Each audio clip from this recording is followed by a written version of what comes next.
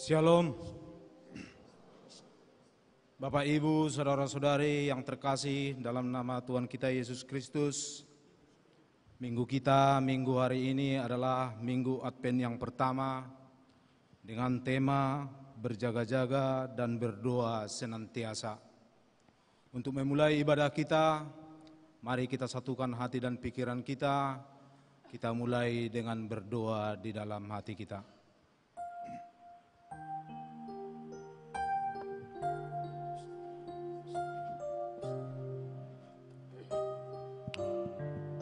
Hidupkan lilin doa.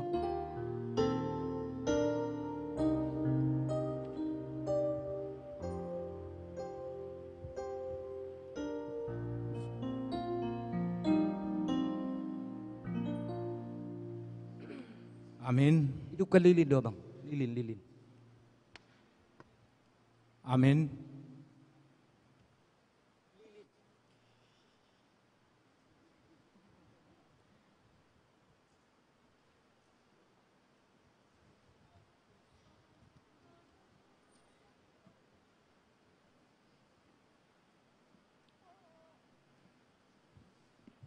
Kita angkat pujian, kita bernyanyi.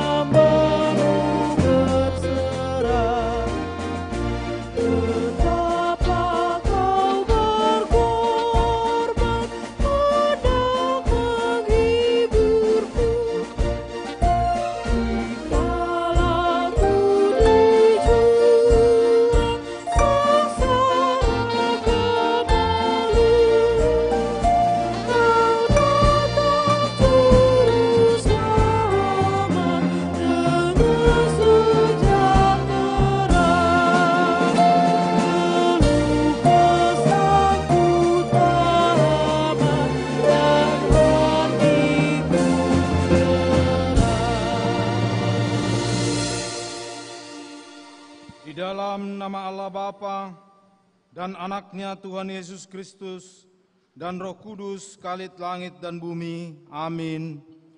Bersorak-sorailah dan bersukarialah hai putri Sion, sebab sesungguhnya aku datang diam di tengah-tengahmu. Demikianlah firman Tuhan. Haleluya.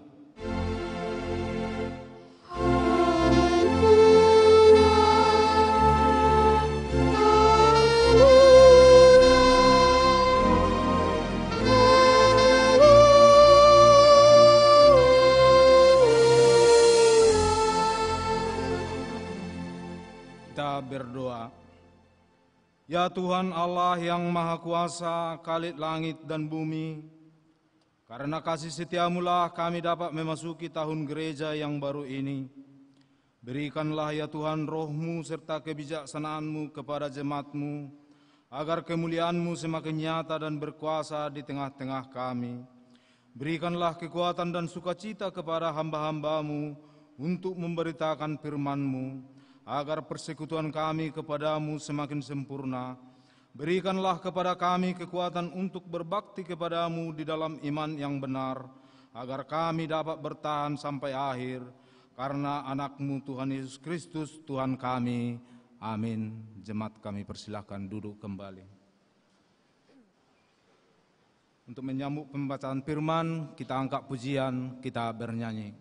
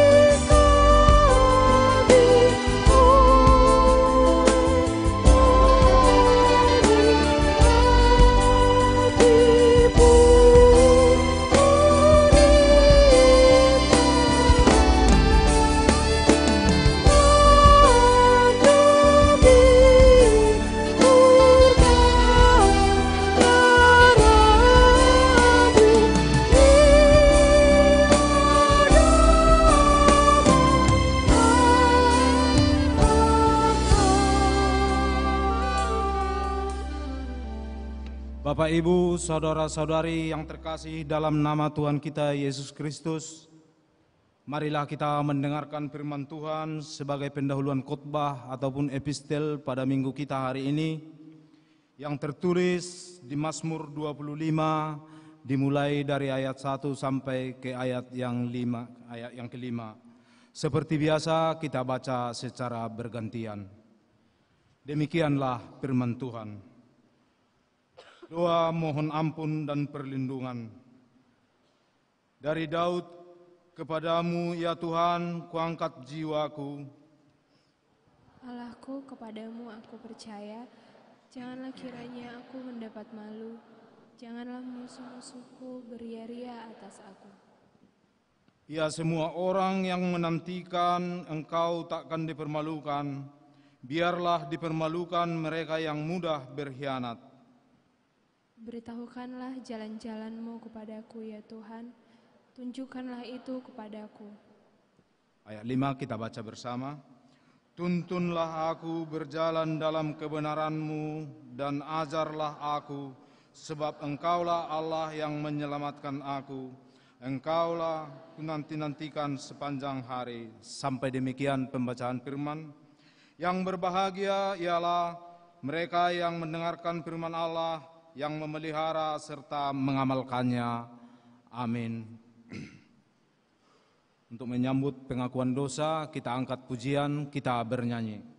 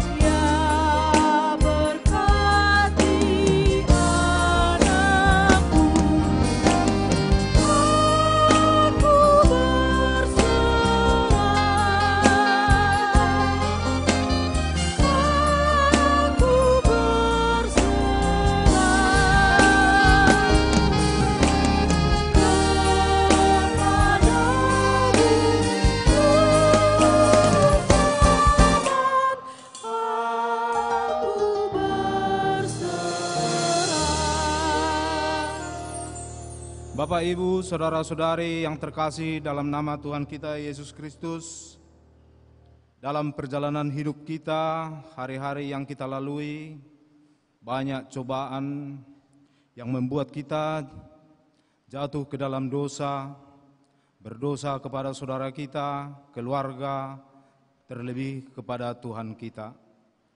Di kesempatan ini, marilah kita datang ke hadapan Tuhan untuk memohon keampunan dosa-dosa kita. Kita mulai berdoa di dalam hati.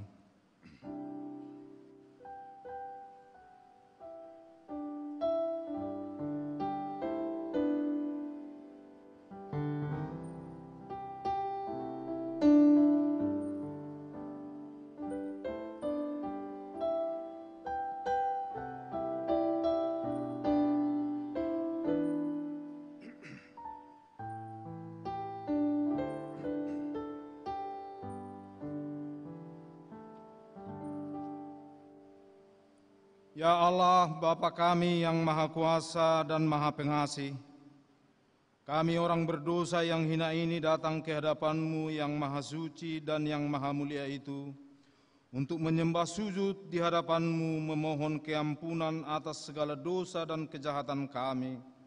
Karena tiadalah kebenaran di dalam diri kami, dan kami senantiasa menyimpang dari jalan-Mu serta melanggar hukum-Mu. Kami tidak memuliakan nama-Mu dari segenap jiwa dan raga kami, dan saudara-saudara kami tidak kami kasihi seperti diri kami sendiri. Oleh karena itu, wajarlah kami kena murka-Mu dan dihukum selama-lamanya. Tetapi sekarang kami datang dengan segala kerendahan hati kami, memohon pengampunan dan belas kasihan-Mu. Tolong dan kasihanilah kami, ampunilah segala dosa kami, dan berilah kami kekuatan untuk melawan segala kejahatan, agar kami senantiasa hidup di bawah naungan kasih Yesus Kristus, Tuhan kami. Amin. Janji Tuhan tentang pengampunan dosa. Hanya sesaat lamanya aku meninggalkan engkau, tetapi karena kasih sayang yang besar, aku mengambil engkau kembali. Dalam murka yang meluap, aku telah menyembunyikan wajahku terhadap engkau sesaat lamanya. Tetapi dalam kasih setia abadi, aku telah mengasihi engkau firman Tuhan penebusmu. Segala kemuliaan bagi Allah di tempat yang maha tinggi. Amin. Jemaat kami persilakan duduk kembali. Kita angkat pujian syukur kita bernyanyi.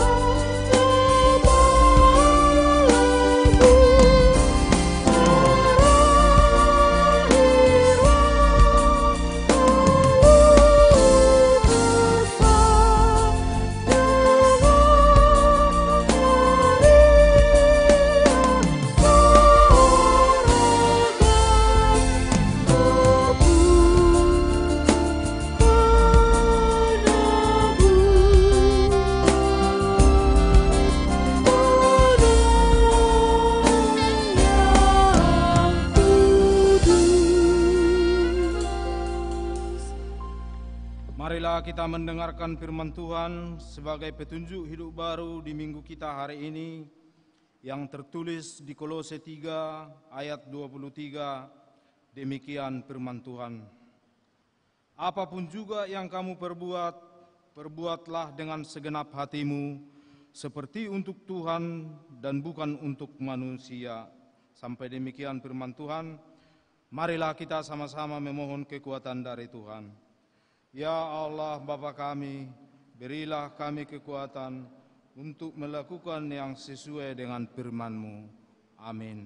Kita angkat pujian syukur kita bernyanyi.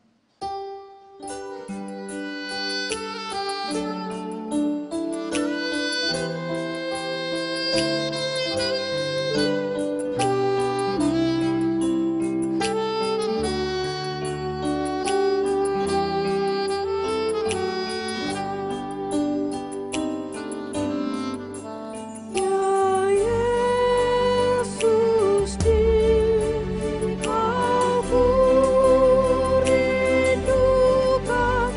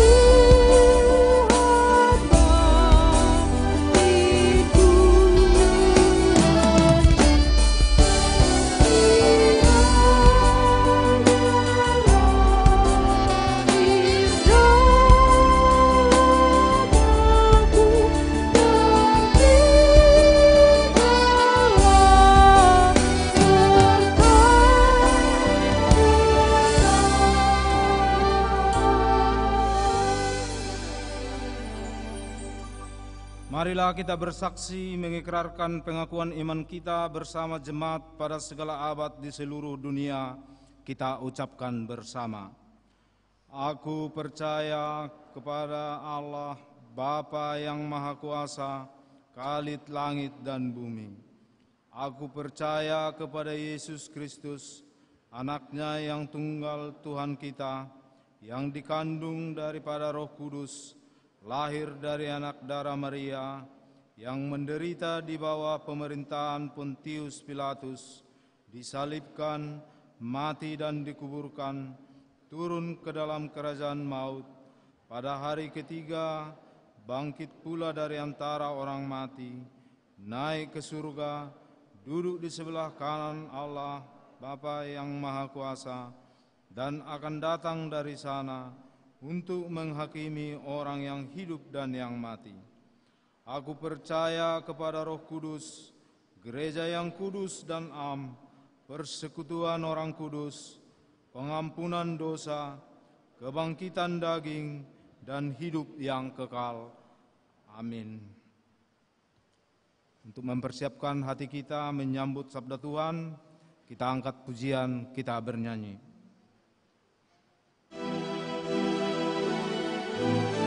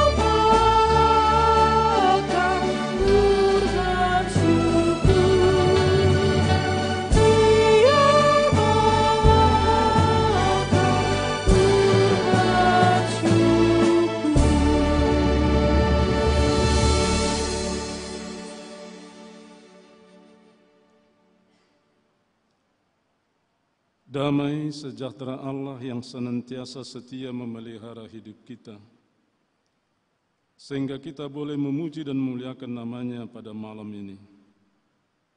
Itu jugalah yang menolong dan menguatkanmu di dalam mendengarkan dan memperlakukan firman-Nya. Ya Bapa, kami telah siap mendengarkan firman-Mu. Berfirmanlah Bapa kepada kami satu persatu. Di dalam nama Tuhan Yesus kami memohon. Amin. Salam Bapak Ibu Saudara sekalian. Firman Tuhan bagi kita malam ini dari kitab Injil Lukas pasal yang ke-21 dimulai dari ayat 25 sampai kepada ayat 36. Demikian dituliskan. Kedatangan Anak Manusia. Akan ada tanda-tanda pada matahari, bulan dan bintang-bintang. Dan di bumi bangsa-bangsa akan takut dan bingung menghadapi deru dan gelora laut. Orang akan mati ketakutan dalam menghadapi segala yang akan menimpa bumi ini. Sebab kuasa-kuasa langit akan guncang. Pada waktu itu orang akan melihat Anak Manusia datang dalam awan dengan kuasa dan kemuliaan yang besar. Apabila semuanya itu mulai terjadi, bangkitlah dan angkatlah kepalamu, sebab pembebasanmu sudah dekat. Lalu Yesus menyampaikan perumpamaan ini kepada mereka. Perhatikanlah pohon ara atau pohon apa saja. Apabila kamu melihat pohon-pohon itu sudah bertunas, kamu tahu dengan sendirinya bahwa musim panas sudah dekat. Demikian juga, jika kamu melihat hal-hal itu terjadi, ketahuilah bahwa kerajaan Allah sudah dekat. Sesungguhnya aku berkata kepadamu, generasi ini tidak akan berlalu sebelum semuanya itu terjadi. Langit dan bumi akan berlalu, tetapi perkataanku tidak akan berlalu. Jagalah dirimu, supaya hatimu jangan dibebani oleh pesta pora, kemabukan, dan kekhawatiran hidup, dan supaya hari itu jangan tiba-tiba jatuh ke atas dirimu seperti jerat. Sebab hari itu akan menimpa semua yang mendiami seluruh permukaan bumi. Berjaga-jagalah senantiasa sambil berdoa, supaya kamu beroleh kekuatan untuk luput dari semua yang akan terjadi itu, dan berdiri di hadapan Anak Manusia. Demikian pembacaan firman Tuhan. Bapak, Ibu, Saudara yang kekasih di dalam Tuhan Yesus Kristus, tidak terasa 1 tahun gerejawi sudah kita lalui. Minggu lalu kita mengingat akhir tahun gerejawi dengan mengingat saudara-saudara kita yang lebih dahulu meninggalkan kita. Dan hari ini kita akan memulai 1 tahun baru, tahun gerejawi yang baru. Oleh karena itu, tidaklah salah jika saya menyampaikan sapaan ini kepada saudara.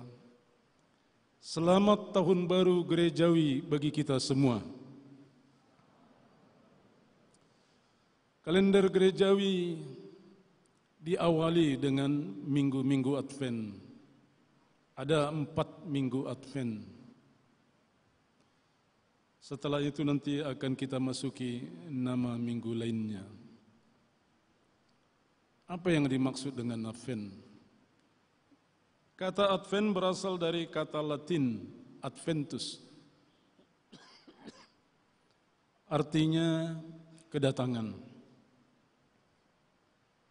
Nama ini lahir dari kebiasaan atau tradisi kerajaan kuno di mana setiap kali seorang raja akan mengunjungi salah satu kota di kekuasaannya atau desa atau tempat, maka desa itu atau kota itu akan bersiap, mempersiapkan diri. Mereka akan memperbaiki jalan-jalan, mereka akan memperbaiki gerbang, pinggir-pinggir jalan akan dihiasi, rumah-rumah akan dibersihkan, dirapikan, dihiasi. Istilah sekarang akan dipasang umbul-umbul.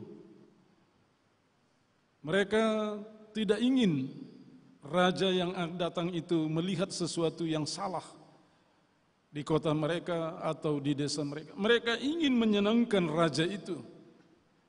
Karena raja mereka pada waktu itu adalah raja yang absolut, yang berdaulat, yang mutlak.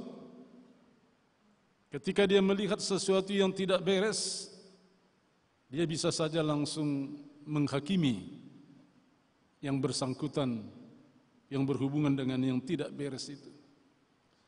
Nah, hari ini tentu kita bukan mempersiapkan raja yang kuno itu. Advent yang kita masuki hari ini adalah untuk mempersiapkan diri menyambut kedatangan Tuhan kita Yesus Kristus. Kalau kita membaca Kamus Besar Bahasa Indonesia, Advent itu diberi dua pengertian. Yang pertama, peringatan kedatangan Yesus dalam inkarnasinya serta pengharapan akan kedatangannya kembali parusia. Yang kedua, Advent itu masa yang dimulai 4 minggu sebelum Natal dan diisi dengan acara kebaktian dan puasa. Jadi kita merayakan Minggu Advent bukan mempersiapkan kelahiran Yesus Kristus lagi. Karena Yesus Kristus sudah lahir, sudah melayani, sudah mati menebus kita.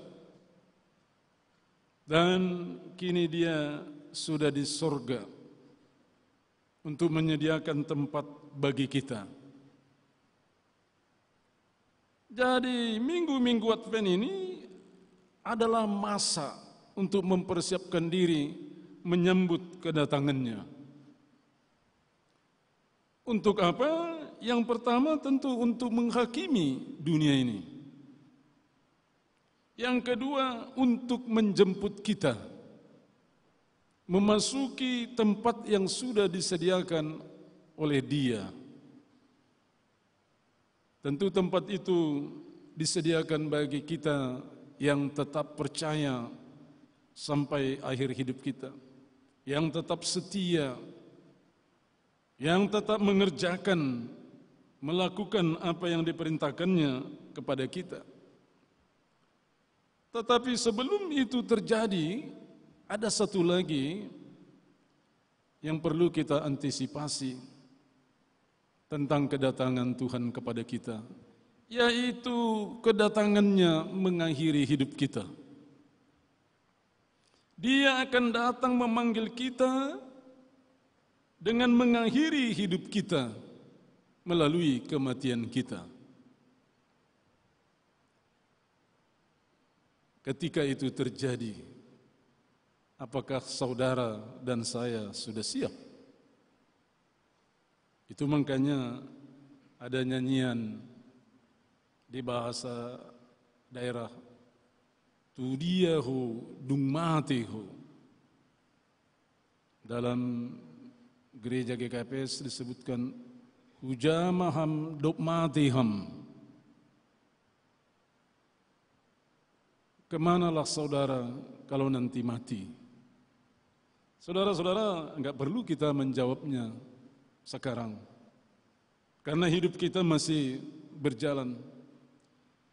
Tetapi sebelum Dia datang memanggil kita, mengakhiri hidup kita, Apa yang bisa kita lakukan? Apa yang kita bisa persiapkan? Kalau dia datang, kemana kita akhirnya rupanya? Nah, dalam Yohanes 14, Yesus sendiri yang mengatakan, boleh kita baca Yohanes 14 ayat 1 sampai 4, demikian firman Yesus. Janganlah gelisah hatimu, percayalah kepada Allah, percayalah juga kepadaku. Di rumah Bapakku banyak tempat tinggal. Jika tidak demikian tentu aku mengatakannya kepadamu.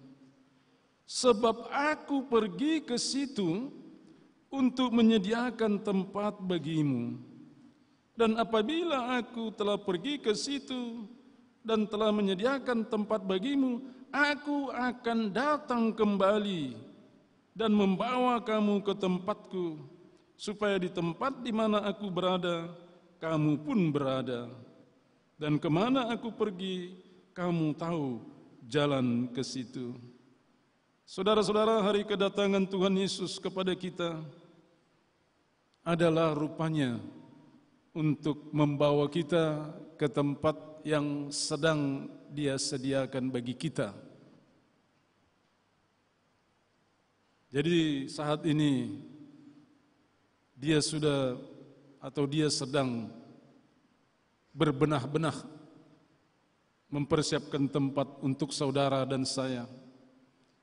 Tentu pertanyaan muncul di dalam diri kita. Apakah nanti saudara dan saya jadi memasuki tempat yang Dia sediakan itu?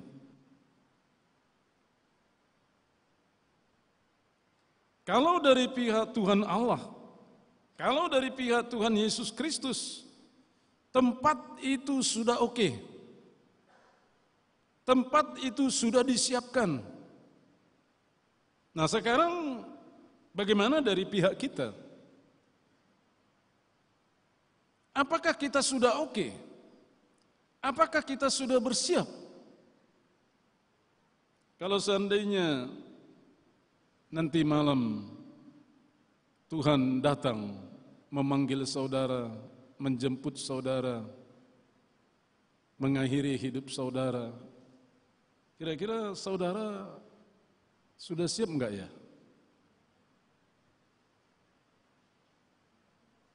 Karena tidak ada kita yang tahu kapan kita akan meninggal. Hanya Tuhan yang tahu.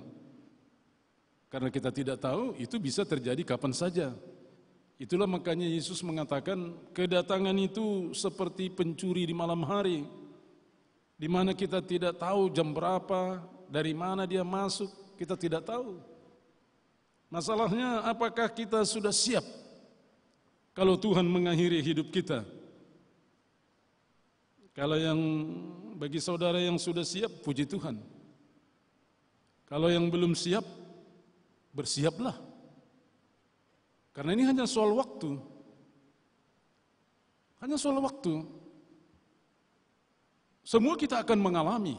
Saudara, saya, orang tua kita, saudara kita, teman kita akan mengalami. Itulah makanya Yesus tadi mengatakan, semua itu akan menimpa seluruh penduduk dunia ini, yang mendiami dunia ini. Itu akan terjadi. Hanya soal waktu dan caranya dan tempatnya di mana. Itu yang kita tidak tahu. Kalau kita tahu, mungkin kita bisa lebih bersiap. Tetapi syukurlah kita tidak tahu, sehingga kita tidak ketakutan. Kita bisa mempersiapkan diri dengan baik. Saudara-saudara, karena kita tidak tahu tentang waktunya, jangan coba-coba menerka-nerka, menebak-nebak, menganalisa, apalagi mengklaim bahwa kedatangan itu tanggal sekian, tahun sekian.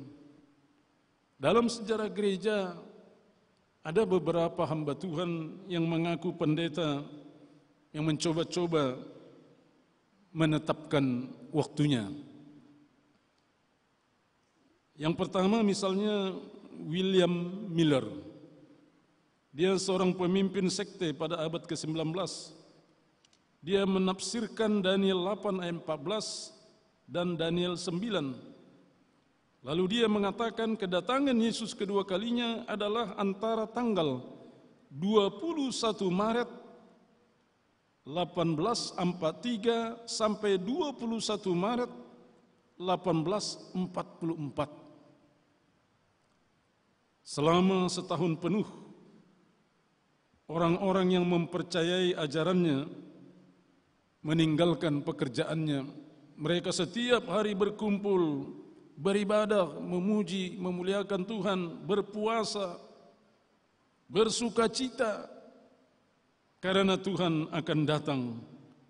Tetapi sampai tanggal yang dimaksudkan, kedatangan Yesus tidak terjadi. Akhirnya umatnya, jemaatnya yang mengikuti dia frustrasi, kecewa, marah besar, dan mereka meninggalkan kekristenan. Enggak benar ini kekristenan ini, penipu ini semua, katanya. Yang kedua ada bernama Joseph Wolf. Dia mengajarkan Yesus akan datang pada tahun 1847. Tetapi setelah ditunggu-tunggu, ternyata Yesus tidak datang. Sekali lagi, banyak orang Kristen yang kecewa, frustrasi, dan akhirnya murtad, meninggalkan kekristenannya. Ada lagi yang bernama Charles Russell. Dia mengatakan bahwa kerajaan 1000 tahun akan terjadi pada tahun 1914. Dan dia mengatakan pada saat itu iblis akan dirantai dan Yesus akan datang ke dunia. Tahu apa yang terjadi pada waktu itu? Perang dunia pertama meletus. Iblisnya bukan dirantai, malah iblisnya membangkitkan bangsa-bangsa, negara-negara untuk saling membunuh, saling mematikan, saling menembak, saling membom. Saudara-saudara, bukan hanya di dunia luar sana, di negara luar, tetapi juga di negeri kita.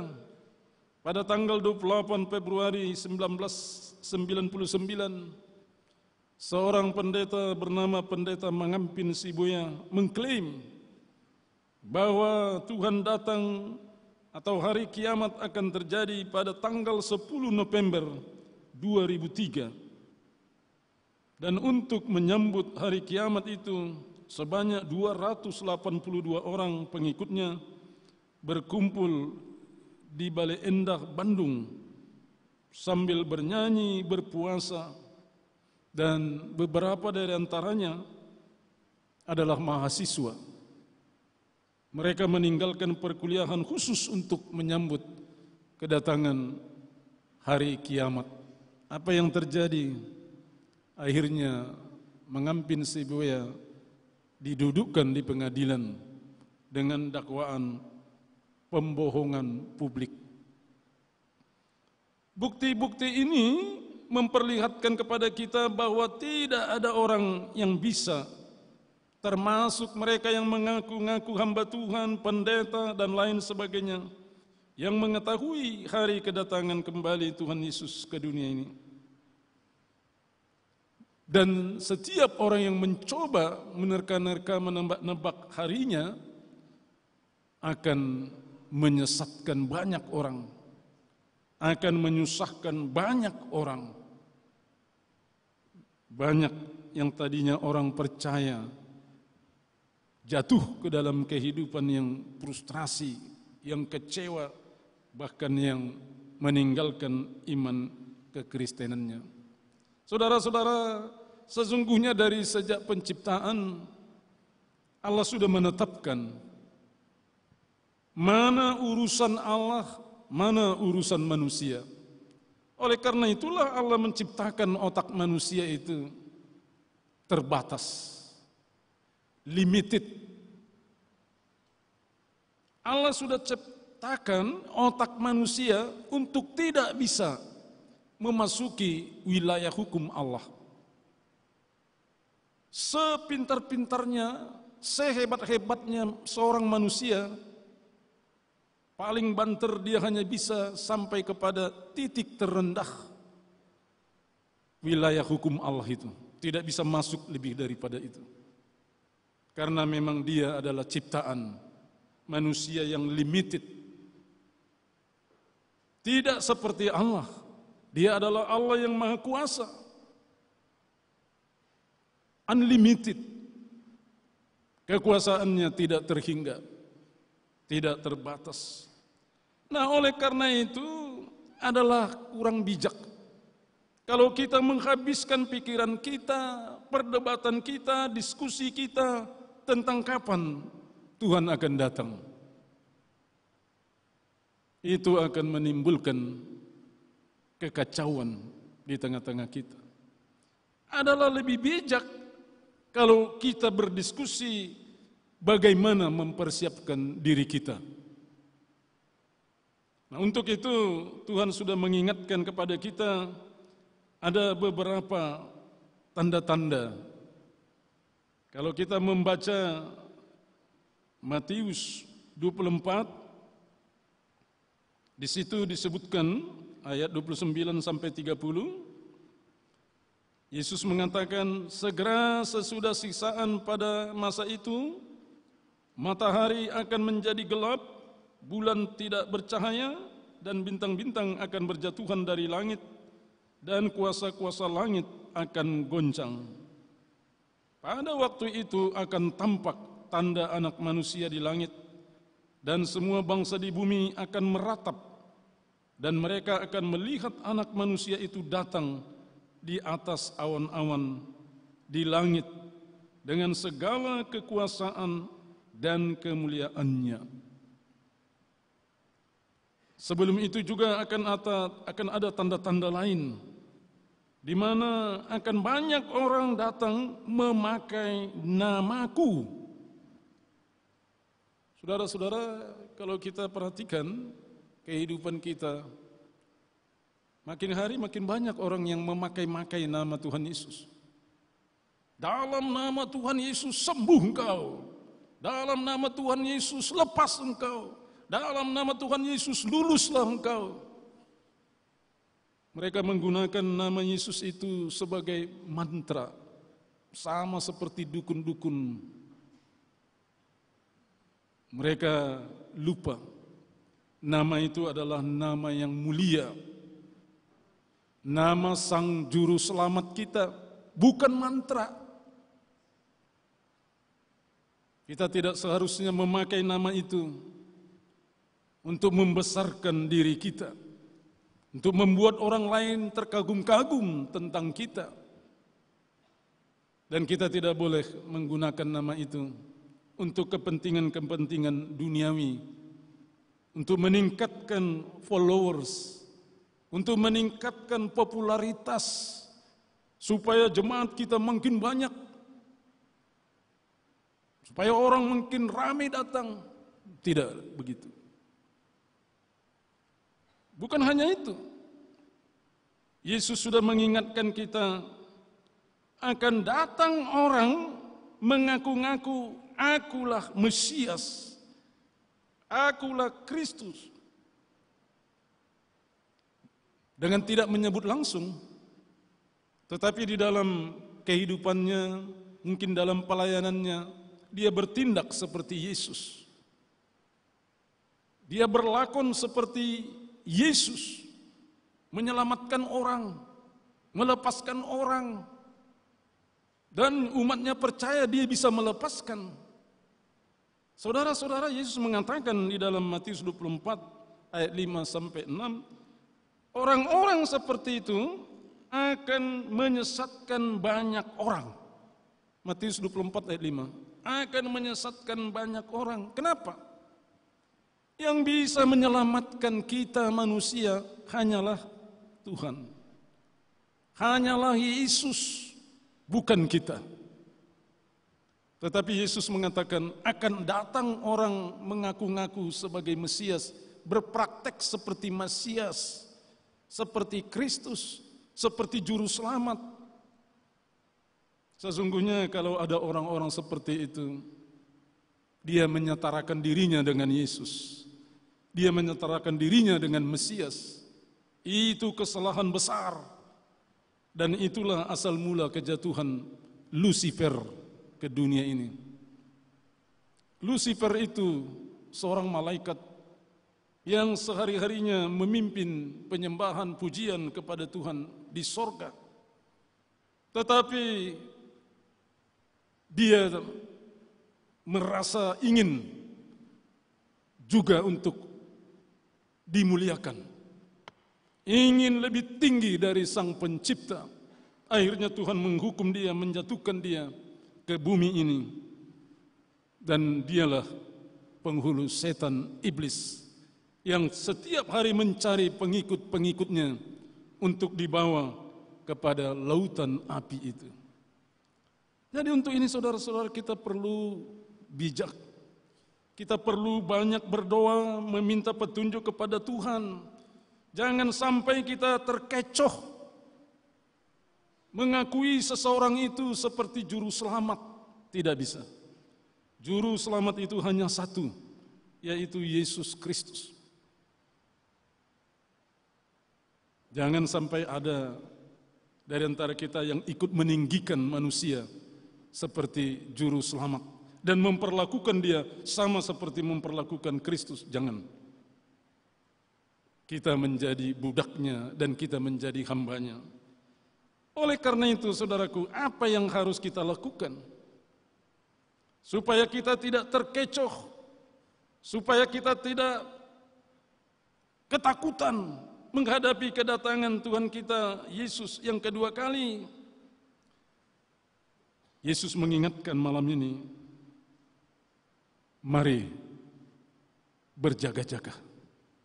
Mari senantiasa berdoa, memohon kekuatan, memohon petunjuk, meminta kebijaksanaan, hikmat dari Tuhan di dalam membaca tanda-tanda zaman, di dalam melihat fenomena-fenomena yang terjadi di dalam kehidupan kita, baik di alam semesta, baik di dalam kehidupan sehari-hari.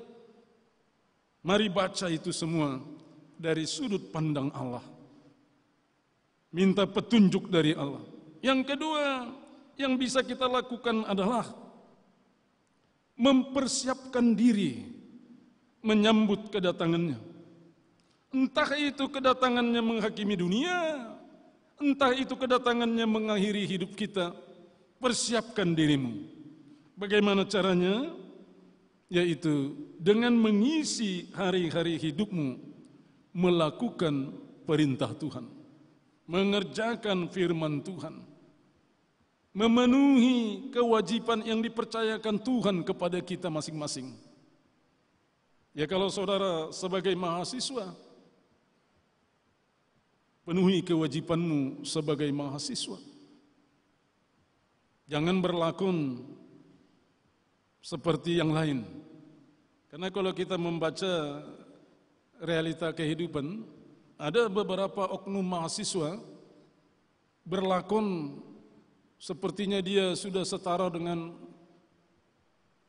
DPR RI atau setara dengan presiden, sudah berani-berani ya memberi nilai atau mengevaluasi presidennya, mengatakan presidennya begini dan begitu. Aduh, saudara-saudara, ya memang walaupun zaman kita ini zaman reformasi atau zaman kebebasan, ya tahu dirilah sedikit.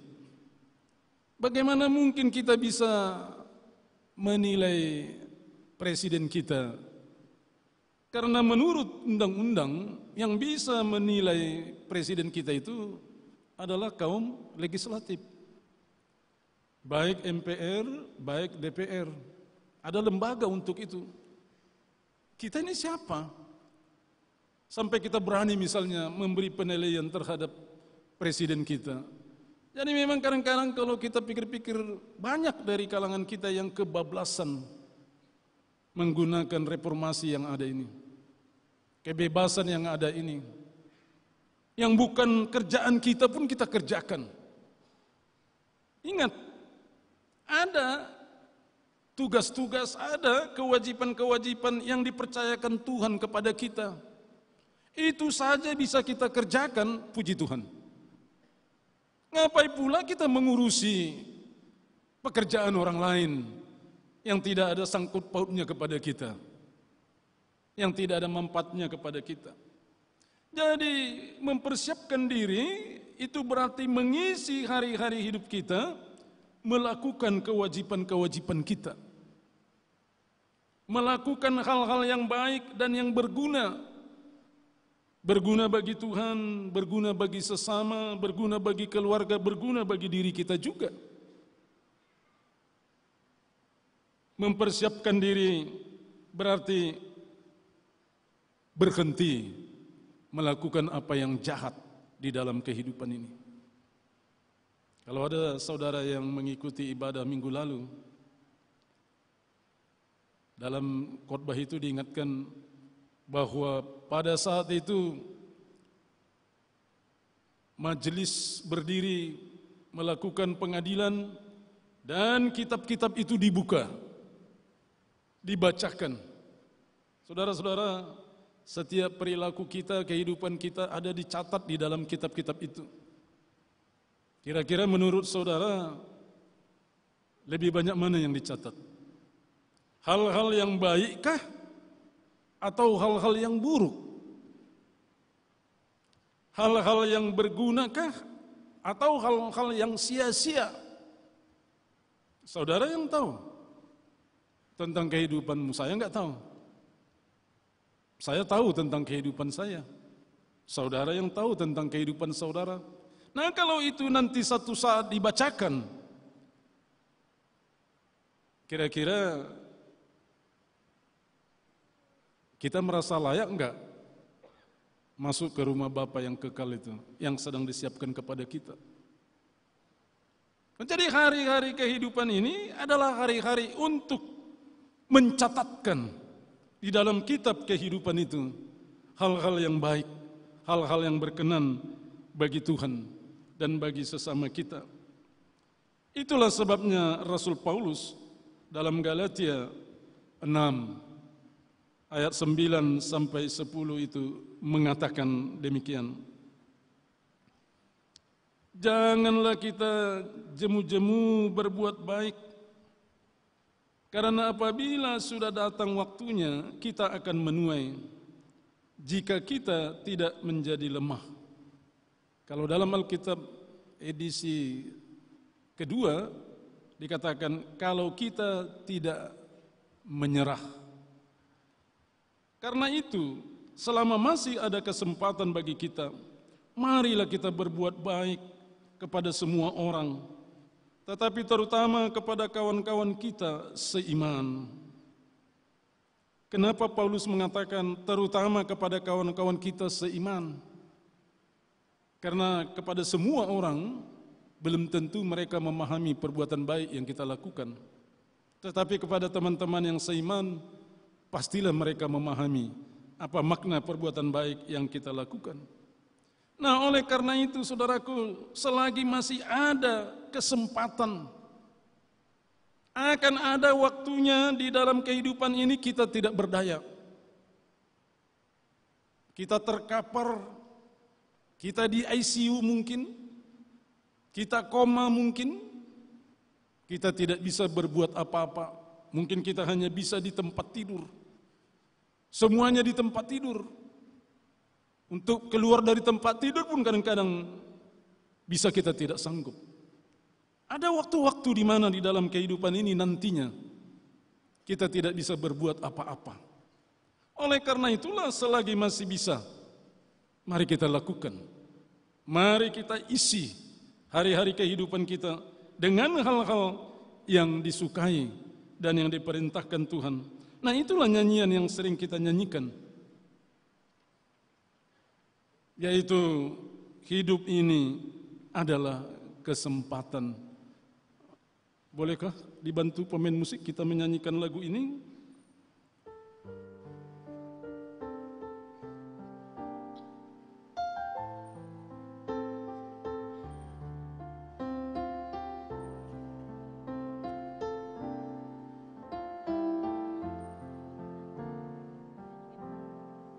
Hidup ini adalah kesempatan. Hidup ini untuk melayani Tuhan. Jangan sia-siakan waktu yang Tuhan beri. Hidup ini harus jadi berkat. Oh Tuhan, pakailah hidupku selagi aku masih kuat. Bila saatnya nanti ku tak berdaya lagi, hidup ini sudah jadi berkat. Kita berdoa. Terima kasih Tuhan Yesus, melalui pengajaran-Mu yang kami dengar pada malam ini, kami diingatkan bahwa Engkau akan datang kembali ke dunia ini untuk menghakimi dunia ini, untuk menjemput kami, orang yang tetap percaya, orang yang tetap setia, orang yang mau mengerjakan perintah-Mu, yang mau melakukan hal-hal yang baik, yang berguna di dalam kehidupan ini, berguna untuk Tuhan, berguna untuk sesama kami, berguna untuk keluarga, berguna untuk bangsa dan masyarakat kami. Berkatilah firman-Mu, berkatilah jemaat-Mu ini, berkatilah anak-anak-Mu ini, dikala mereka masih kuat, dikala mereka sedang berjuang, berkatilah perjuangan mereka, berkatilah studi mereka, berkatilah pekerjaan tugas akhir mereka. Berikanlah mereka kesempatan untuk mencatatkan hal-hal yang baik, hal-hal yang menyukakan hati Tuhan.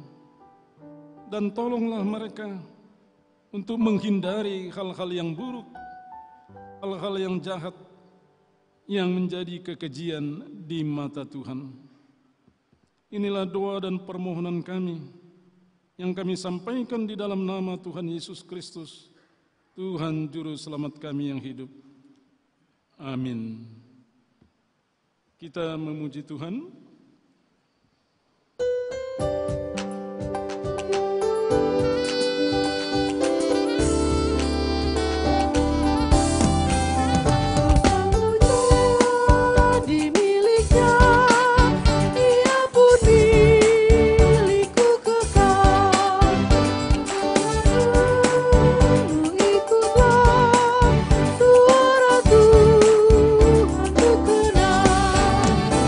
Indah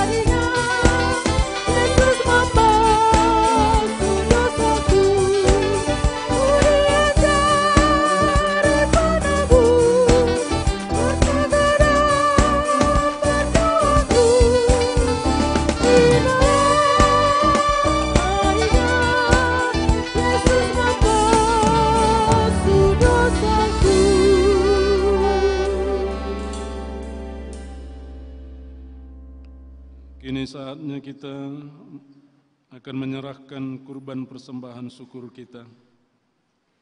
Menghantar kita menyerahkan kurban persembahan syukur kita, marilah kita mendengar firman Tuhan yang tertulis dalam Galatia 6 ayat 9. Janganlah kita jemu-jemu berbuat baik, karena apabila sudah datang waktunya, kita akan menuai jika kita tidak menyerah. Marilah kita serahkan kurban persembahan syukur kita.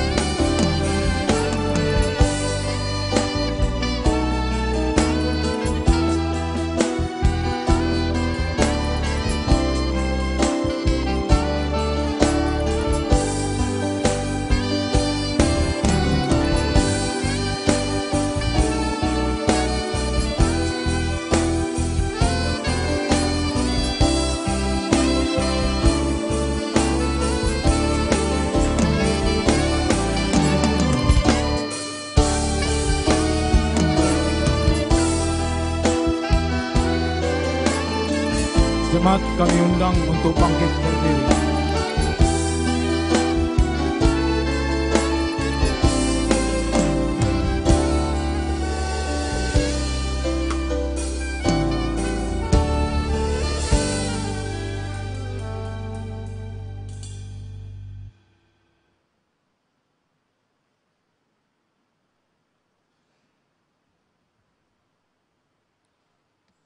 Marilah kita berdoa, menyerahkan persembahan kita kepada Allah kita.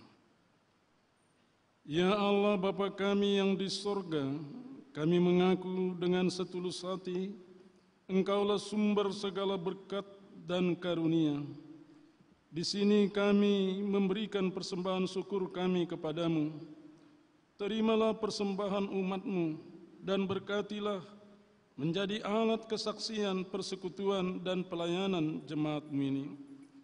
Jadikanlah hidup kami persembahan yang berkenan kepadamu, dan pakailah hidup kami untuk turut menghadirkan tanda-tanda kerajaan-Mu di seluruh dunia ini. Kasih, keadilan, dan damai sejahtera, sukacita. Bukalah hati kami oleh Roh Kudus-Mu, agar kami senantiasa mengucapkan syukur kepadamu di dalam nama Yesus Kristus Tuhan kami. Amin. Ya Yesus, Kau kucinta sepanjang hidupku. Hatiku makin indah cahaya kasih-Mu.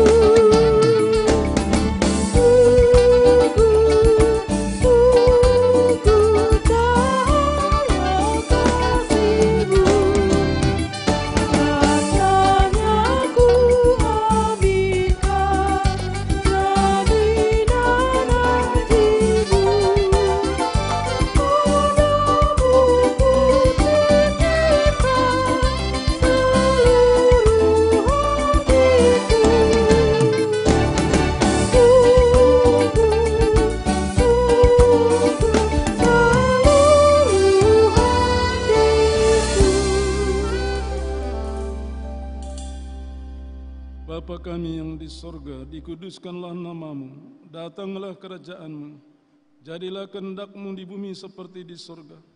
Berikanlah kami pada hari ini makanan kami yang secukupnya, dan ampunilah kami akan kesalahan kami, seperti kami juga mengampuni orang yang bersalah kepada kami. Dan janganlah membawa kami ke dalam pencobaan, tetapi lepaskanlah kami dari yang jahat.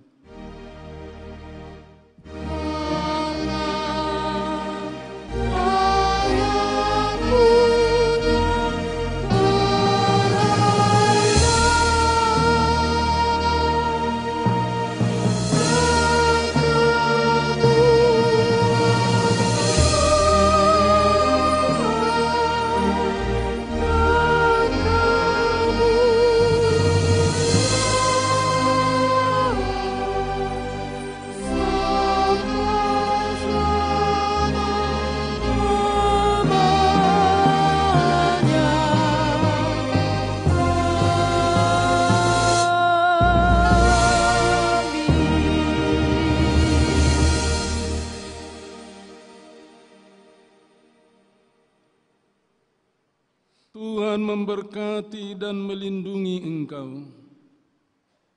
Tuhan menyinari engkau dengan wajah-Nya dan memberi engkau kasih karunia. Tuhan menghadapkan wajah-Nya kepadamu dan memberi engkau damai sejahtera. Amin. Amin.